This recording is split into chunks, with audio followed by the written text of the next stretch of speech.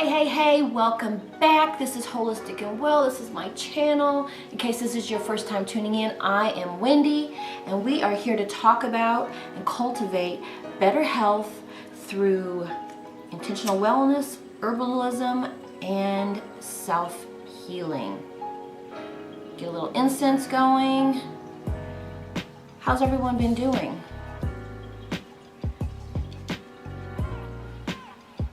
I don't know about you, but when spring comes around, my whole sinus issue here begins to get on 10. So today we're going to talk about sinus relief and allergy relief, my best hacks.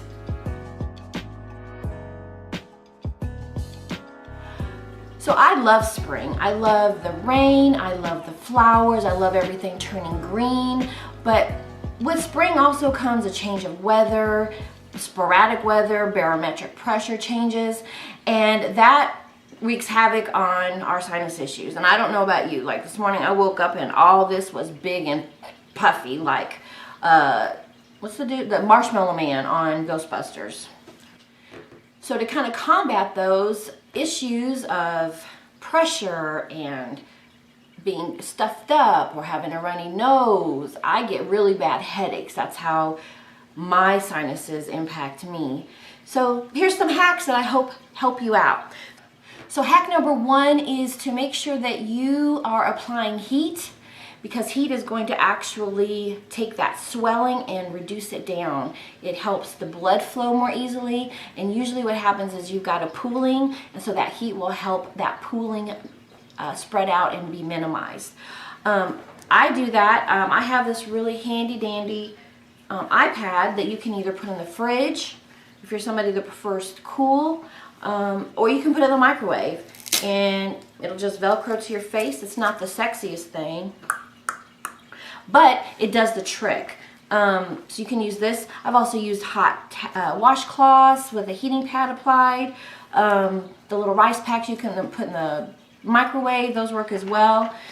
Let's see here, saline spray, just plain saline spray, being able to just, squirt it up in both nostrils, because what happens is in the winter time, especially if you're in colder states, is the sinuses tend to get dried out from the heating, the forced air heating, and if we're not being diligent about keeping them moisturized, it feels like somebody wads a big ball of cotton up in your face. Yeah. Neti pot. Neti pot is another great one. Check back in with my 10 best solutions for the flu, and I talk more about the neti pot. Humidifier. Now, that could be either a humidifier or a dehumidifier depending on the status of your home environment. Air purifier, I run my air purifier. I've run it almost all year round. And make sure you get the kind that's self-enclosed, that you can pull out the filtering mechanism and vacuum it out. It's a lot cheaper. And then of course there is a old-fashioned way of getting a big old pot. You can put some Vicks in there, get that baby at a roaring boil, get it down to a simmer, put your head over it with the towel, and that heat and that moisture and that eucalyptus, that's an old one that we've all done for a really long time. All right, hack 2 is going to be to keep your body hydrated and keep your immune system boosted. So here's some side notes. Just like with the flu or the cold, you've got to drink a lot of water and keep your body hydrated, because part of the inflammation can be that your sinuses are dry. So stay hydrated. Again, reduce your alcohol and your sugar intake, because you need your immune system, especially if you have a lot of sinusitis. You want to be able to keep your immune system at its best so that you're able to fight off those germs. All right, garlic, ginger, and honey. All three of those are great antivirals, especially if you eat local honey. Eat a spoonful of local honey every day. It will really help with the allergy sufferers. Probiotics like yogurt, prebiotics like fermented foods. Another favorite I like is to carry elderberry lozenges. They just really help soothe your throat if you've got a post-nasal, and they have a double duty of being able to help boost your immune system. And of course, tea. There's so many different teas out there, and if you can incorporate your ginger and your turmeric tea, that is a big help. There's also really great blends that are put together that are for sinuses and allergies. I buy my mom a blend from, I can't remember the name, but it's called Kick-Ass Sinus, and she gets a lot of upper respiratory stuff. And since she has started taking that on a daily basis pretty much, she has really seen a big improvement in all of this area not being so pissed off all the time. Hack number 3 is going to be, how can you reduce the inflammation that you might have in your face from it being swollen and dry. I'm not a big fan of medication, but I know that it has its place. And let me tell you, if my head is hurting enough, I promise you this girl will take some Tylenol migraine. But I just take the plain old, this is kind of the generic, but this is the Sudafed, the generic Sudafed, but it has the phenylephrine. I probably butchered that, but oh well. And it's just the nasal decongestant. But so that kind of helps with the swelling. If I have a lot of pressure where it feels like an elephant sitting on my face, I will take this in combination with my other stuff to help with inflammation. Pineapple. Pineapple has a natural ingredient called bromelain, and it is a natural antihistamine, which is going to help keep that inflammation to a minimum. Stinging nettle is another natural antihistamine, and you can make a really good stinging nettle tea that could include your ginger and your honey, and bing bang boom, you have incorporated a couple of those hacks at once. Broccoli and cauliflower and green tea have natural antihistamines. Those should be things, as well as citrus, that you should be eating on a consistent basis during allergy season or if you are experiencing sinus issues, because it's going to have a natural ingredient, and I don't have the name in front of me, but I'll provide that resource for you in the description box, that's going to help keep those sinuses from being so mad. Oh, you know what would be really good? I haven't tried it and I'm going to. You could make your stinging nettle tea, and you could do a half tea and half pineapple juice. I bet that would be good. I'm gonna try that. Hack 4 is going to be rest.